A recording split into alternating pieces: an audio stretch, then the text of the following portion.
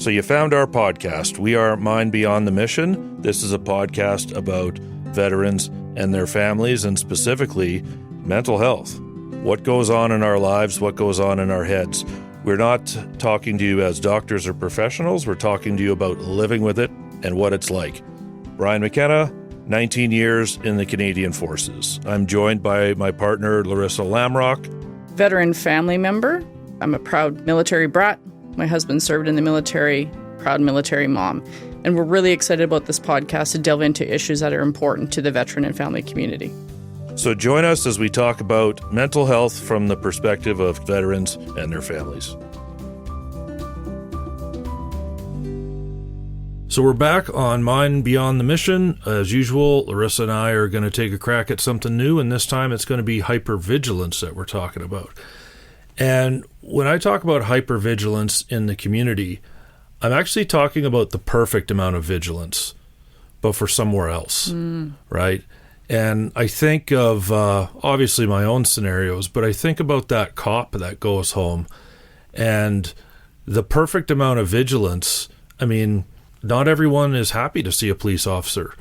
His ride home, he's still in that completely different frame of mind. She's in that frame of mind when she hops out of the car and people in the neighborhood know that that's a cop.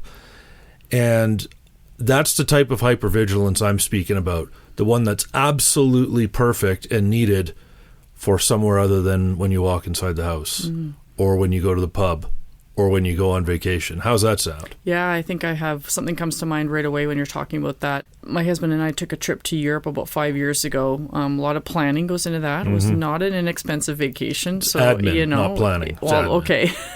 So something we were both looking forward to, had our routes picked. We compromised on what places we were going to go see.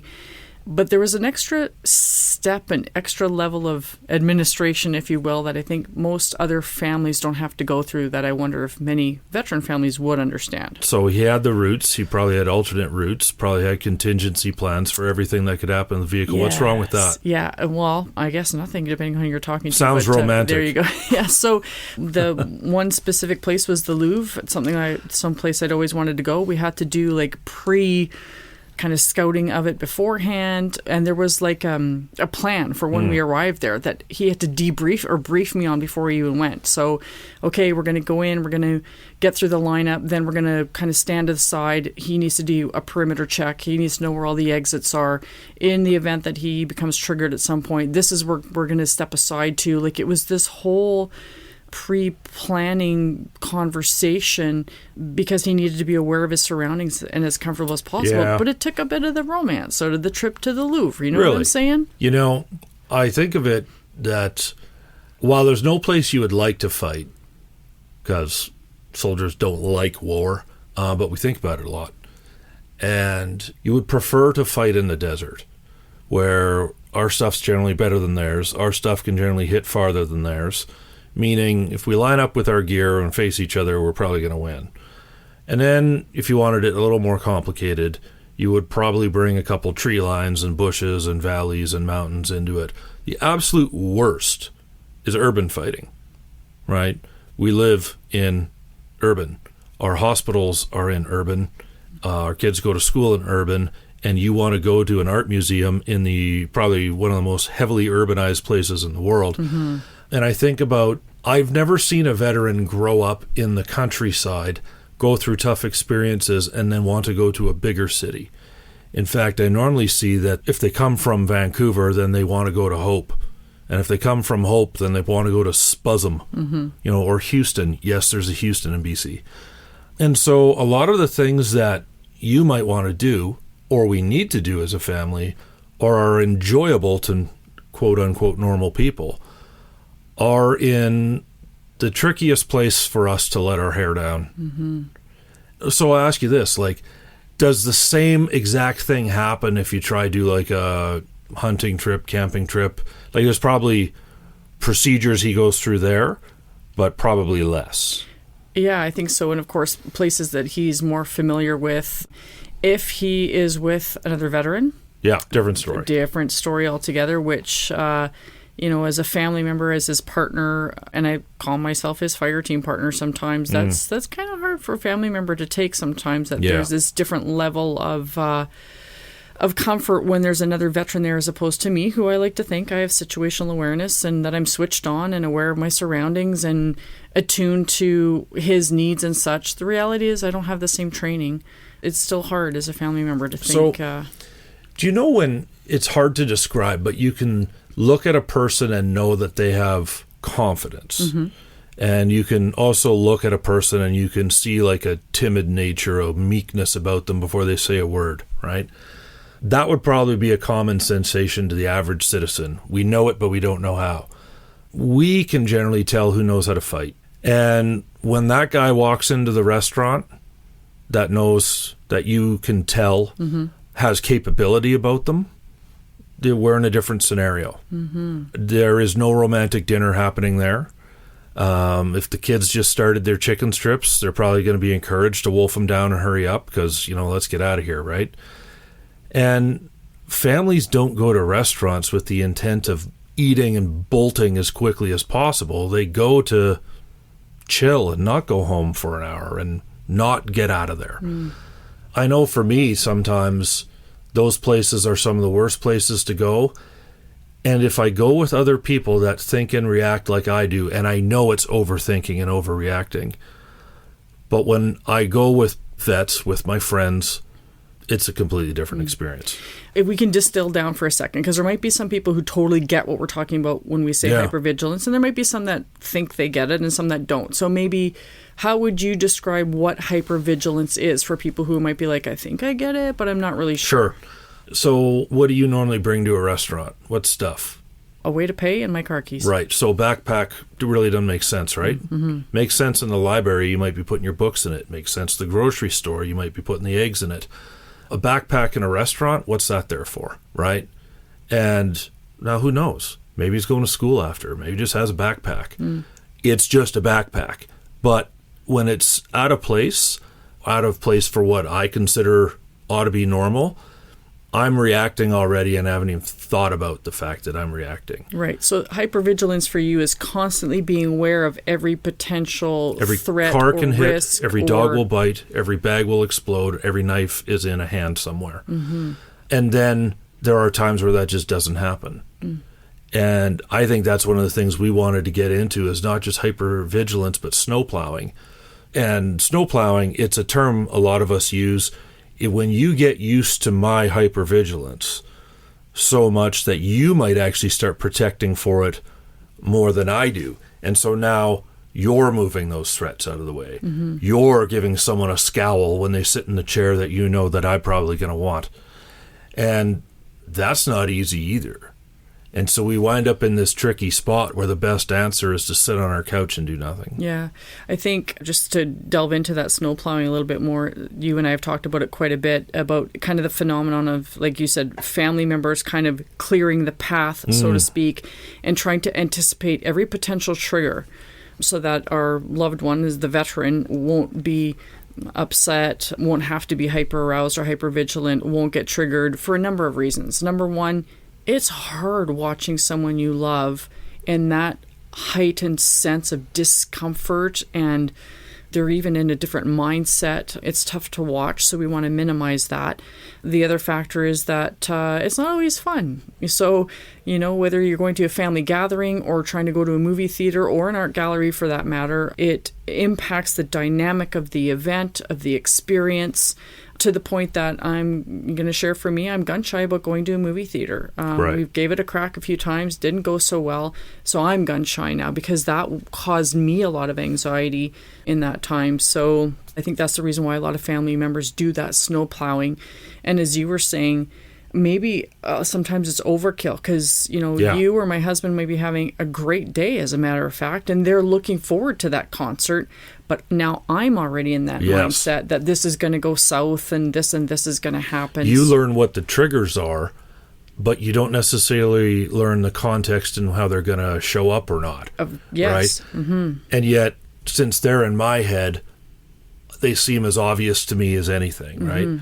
I also think that there's, training plays a huge aspect in this.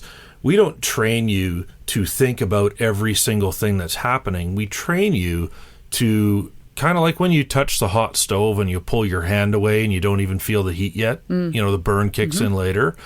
We want you laying on the ground after the first bullet, right? We want you seeing every car before it actually cuts into your convoy and separates you. And so to get a little nerdy, Army nerdy on the context here is, if you think like an enemy is not trying to find our ground troops, our infantry, armor, and engineers. They're trying to go around that and find our soft spots. They're trying to find our support, our logisticians. Well, what's the family version of that? Is someone coming for me, or is he going for the soft underbelly of my family, my kids? So let's talk about that a little bit, because, in kind of working through this in my house, my spouse has referred to me as a liability. And initially that kind of annoyed me because, like I said, I like to think I'm pretty independent and can take care of myself. To me, liability equals weak. And I don't want to be seen that way. So the truth is, he probably sees you as the prize. Right. So he's trying to protect the thing that is most dear to him because, that makes sense when you explain it that way. Well, I think that's it. But, in a lot of ways, especially in an area where people don't perceive threat, they don't really appreciate us being overbearing, overprotective, like we're in charge, right? Because that's not how things come across well. So what we generally do is we just sit there silent about it, but we're still doing what we're doing, right? And like when we were preparing for this, I was telling you and some of the others we work with the situation where about a week or so ago, I wound up in the same pub twice, and in fact, sitting at the same table. And completely different scenarios. One, meeting my buddy Troy, where we'd served together, and then he'd also served in another federal agency for a while. And he's as tactically sound as they come, and he was already in there. I walk in, go to the table that everyone like me would want, and I just start giggling because he was already in the chair that I wanted to take. I sat down with my back to the door, and I felt no problems at all. Just two dudes hanging out because he's there, because he would look out for me. And no problem was going to happen, and nothing happened. But you don't prepare for risks by going by what's going to happen. You are the eternal pessimist. Everything is about how bad can it go, and I better have a mitigation strategy for that. But I don't need one because Troy's eyes are there. No problems. Had a great time.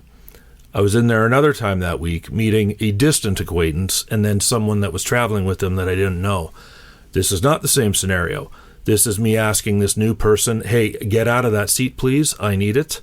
This is me coming up with a bullshit story as to why I need it, which is, my back hurts. It does. But I don't need that chair because of my back. But this person I don't know from Adam, like really I'm going to start telling you that I have TBI and post-traumatic stress disorder, and because of that, I need to sit there scanning the door. Like, who wants to eat with that weirdo? So I lied to them and told them that, my back hurts and let's change chairs. It sounds like really uncomfortable. Yeah, it's rude, but life's rude. And I think that's, it seems like sometimes for a veteran or someone who's experienced trauma for that matter, I think a lot of people who are experienced trauma are hypervigilant because they don't want stuff to happen again, but that sometimes it's uncomfortable and there's no win. So one of the things that comes to my mind is my husband, he would be Christmas shopping with his daughters. They were both teenagers. Christmas shopping, the mall is, frantic, busiest time of year. It's loud, lots of things going on. And so for him to be in the mall with the girls was extremely uncomfortable, especially because they wanted to split up and, get tasks done kind of thing or shopping done.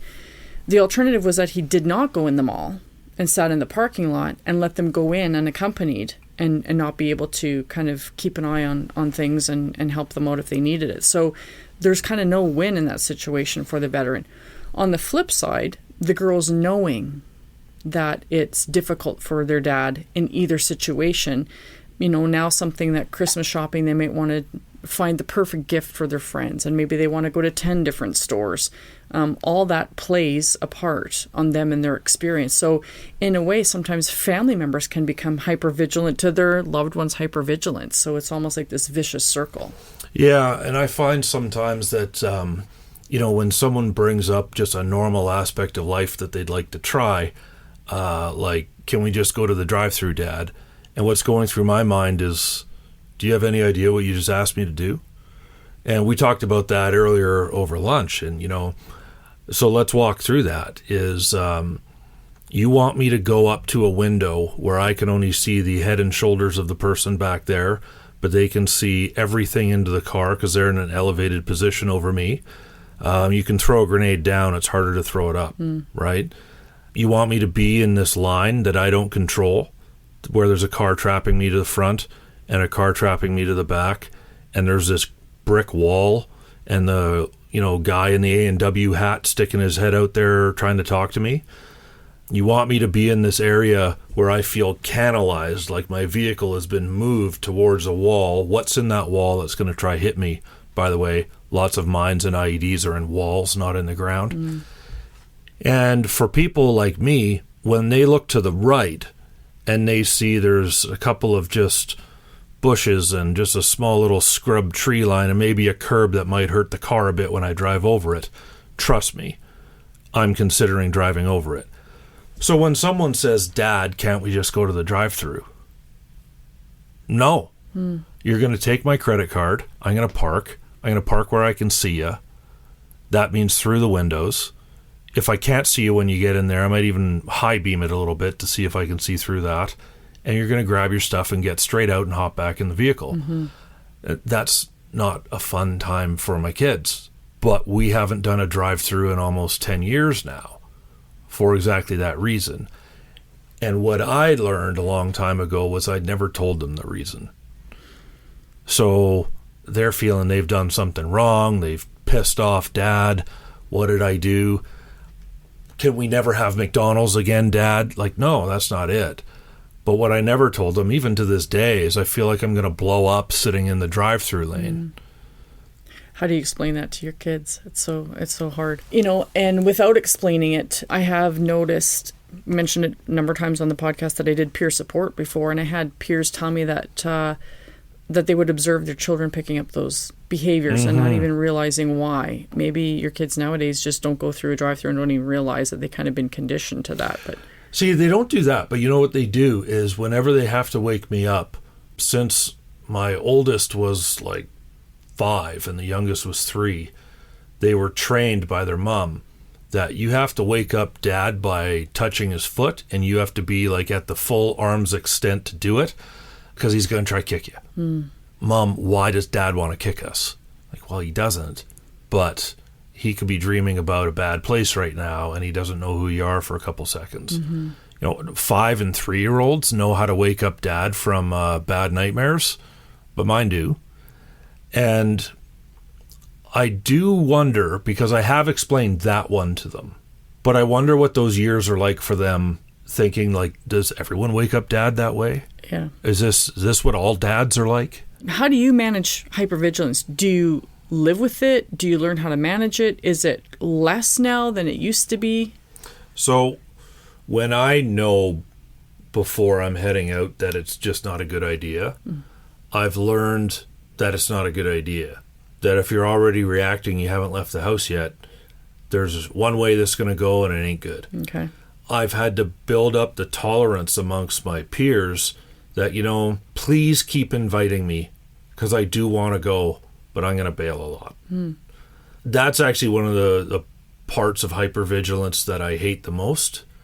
I'm a pretty social person. I want to go to the outings. I want to see you all, but I don't go a lot.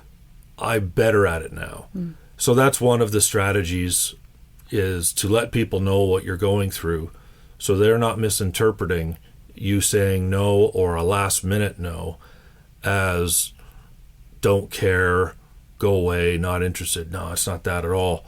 In fact, my medicine is people, right? Seeing my friends matters and makes me better. But I do have to cancel, and I just need them to know why. Also, you don't bite off what you can't chew. And there are times where I'd like to, but it's just not working today. I think the question is, in a lot of ways, how do you get through the things that you have to do? You do have to buy the food eventually. How do you go to the work gatherings that, the forced fun? it's kind of bringing things to mind for me. I mean, I know every family looks different. We don't all come from nuclear families, but that's the example I'm going to make, whether it's your life partner, your spouse, whatever the case is. You know, you talked about letting your peers know you can't always go. Maybe there's conversations within family units too. So you have an outing planned with the kids. You know, you're all packed up, the car's ready to go, and you, Brian, or whoever, just can't do it today. I think it's important to have conversations beforehand to say, okay, if it gets to the 11th hour and I'm not in the frame of mind to go, you guys go ahead and enjoy yourselves, because, you know, it's something that everyone's been looking forward to. So I think you need to have those conversations and strategies beforehand. Yeah. And give permission to the rest of the family unit to go without feeling guilt, so the veteran doesn't feel guilt, knowing this is just not the day for it. And I think also strategies, you're talking about shopping. Not as much now, but before, my spouse does not like Walmart. Sorry, Walmart. But it's a great one-stop shop. But we come to develop a plan that maybe he goes to get Starbucks, you know, a cup of coffee, and fill up the vehicle with gas while I'm in doing things. So we're still splitting tasks, but he's not having to put himself in a position where he's feeling awfully uncomfortable. It just managing those expectations beforehand, I think, can mitigate a lot of frustration for folks. One thing that's common with me in the world of like shopping and stuff is, you know, you mentioned one store. I would say this: whenever there's a bargain store or like a massive sale, there's a hunting nature about the people that are there. There's an aggression to them that I can't be around. So for me, it's not necessarily what store it is, but you will not see me ever in a Black Friday shopping spree. And I've learned that the hard way. And I don't know how to describe it any better, but just, you know, the frenzy that people are in before Christmas? It's that aggression about them, that they're in the place and they're barreling through it. It mimics things I don't want to be around. So I've learned that. I think as well, you know, when you talk about couples, like, can we get a list of 3 or 4 places that you like that are low triggering for your husband? There aren't going to be too many places that present no problems, but maybe just a list of, this isn't our favorite place to go, but it's good enough on both accounts. The small mom and pa restaurants down the path by the lake are generally going to go better than the very busy post-Sunday brunch style, right? But again, it's the busyness, it's that people kind of possessed by other thoughts and they're really moving aggressively. That throws me. You and I talked about something before, and I kind of want to get your take on it, that even when I'm not with my spouse, I mean, we do a lot of travel. Sometimes I'm kind of on my own. I find when I'm by myself and I go to a restaurant, I'm sitting in the seat that he would probably pick. I'm sitting with my back to the wall. I want to see the entrance and exit. I am aware of people who are around me. When I'm walking in a community, I'm pretty hyper alert. I call it situational awareness. Is there someone behind me? So that to say that I'm taking on some of those behaviors. I have not served. Thankfully, I've not experienced trauma in that way. Recruiting center's right around the corner. If you're already good at that, I'm good to go. You might have a leg up. So is that something, like, as I've disclosed some of my experiences to you before, about how I experience hypervigilance, like, I guess I'm going to say secondary or transmitted hypervigilance in that way. What's your take on that when you think about how families are experiencing that? And is it something that you ever thought about before you and I, you know, came into this work together and you've been learning more about the family side of things? Yeah, absolutely. I think for all of us in this role, you're probably learning some stuff about your spouses through us. Very much. Because we're probably going to talk about it in a different form of candor than you might have heard of at home. And the same is true for us. Like, it's the knowing and understanding, right? Like, I know what a spouse goes through, but I don't get it because I'm never going to have that experience, right? Until you actually live through it. And where I see it most is in my kids, and I wonder sometimes, like, where I feel bad about it is, now am I training the next generation of hypervigilance overreactors? Am I affecting their ability to socialize? Because old habits die hard. And they have habits that I've put into them that are good, and they've got habits I put into them that are bad. I was going to ask you, is there an element of sorry, not sorry? Because now your children might be more aware of things around them, so they're less likely to be in... Yeah, I'm not apologizing, by the way. Right. I think they're safer than the kid next door. So if that makes them a little odd and makes them a little more like me, I happen to think I'm not a complete failure, right? And I think that's a lot of it is, you're right. It's, I have had effect on them. I wouldn't say it's bad because the world does have people that will cause you harm. And I think a little bit of pessimism, or a lot of it's actually quite healthy. Interesting. So if I'm thinking about, just thinking about people who maybe haven't realized that they are experiencing hypervigilance in some ways. Maybe there's a veteran going, now that you mention it, I'm noticing my family. Or maybe family members saying, now that you mention it. So how do families, friendships, whatever, come to terms with it? And because it can impact and maybe sometimes be barriers in friendships or relationships. So how do we get these two kind of sides of the experience be able to kind of come together and learn how to live with hypervigilance? Or what would you put on the table? My sense of it is that do your best to understand that it's experiential. It's not about the people at the table. Right. It's about what the guy at the table or the woman at the table went through a long time ago that has residual effect. When we talk about systemic problems in the world of like government and politics, we're talking about what happened a while ago that still has effect now. Look at hypervigilance the same way. You aren't bothering me, but we are in an unfamiliar studio right now, and so I'm reacting to it, not you. By the way, guess who's got the seat facing the door, right? You're not new to this. I think what's very true is that our families are going to mimic these behaviors, whether they intend to do them or not. And they're also going to do them thinking out what they're doing in our own best interest. Where I think it might get risky is the snowplow. You might even do it more than I need you to, right? And that's a discussion I think is really hard to have, because it's a success that the other people in your life are like, okay, Brian needs this, but I don't need it all the time. I'm not reacting everywhere. And that's the conversation that you're going to have repeatedly.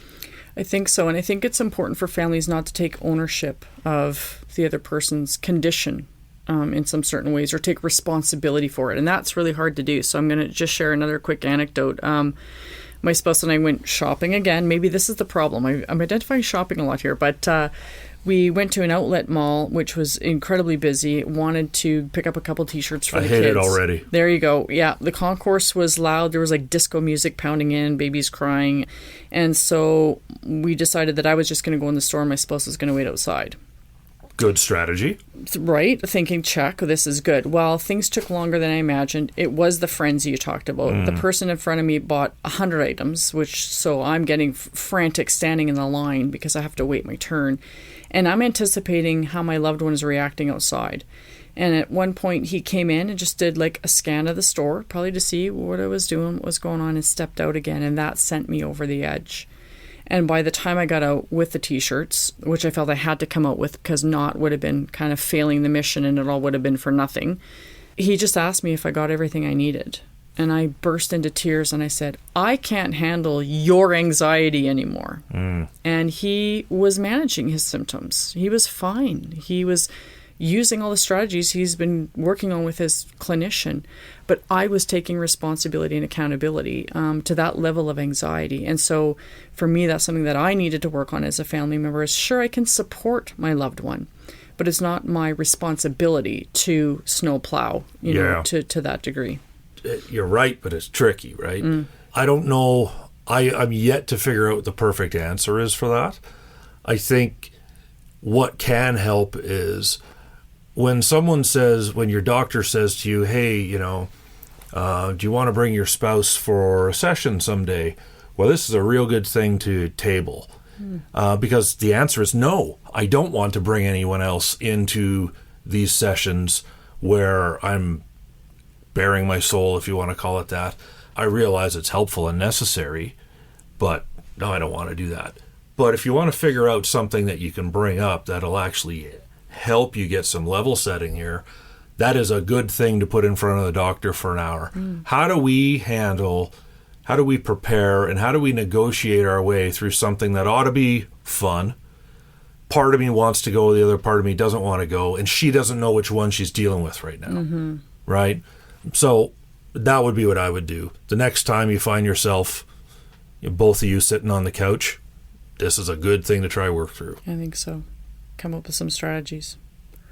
Well, maybe next time I'm sitting in that chair then, Brian. Nope. But so I think there was some good conversation. I hope it prompted some thought for folks. I know there might be some things that I need to take home, and it's always evolving. But it was good to chat with you again. Hypervigilance, the right kind of vigilance, just not for the place you're in.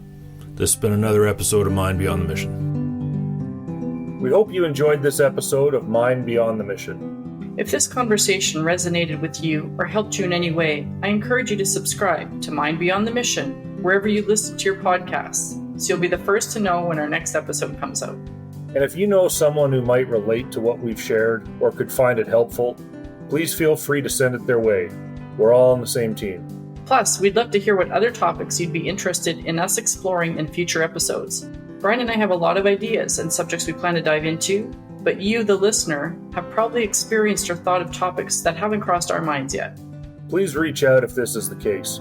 We're on social media at Atlas Veterans CA on most platforms, so please feel free to tweet at us, send us a message, or leave a review on this episode, and let us know what else you'd like to hear us talk about.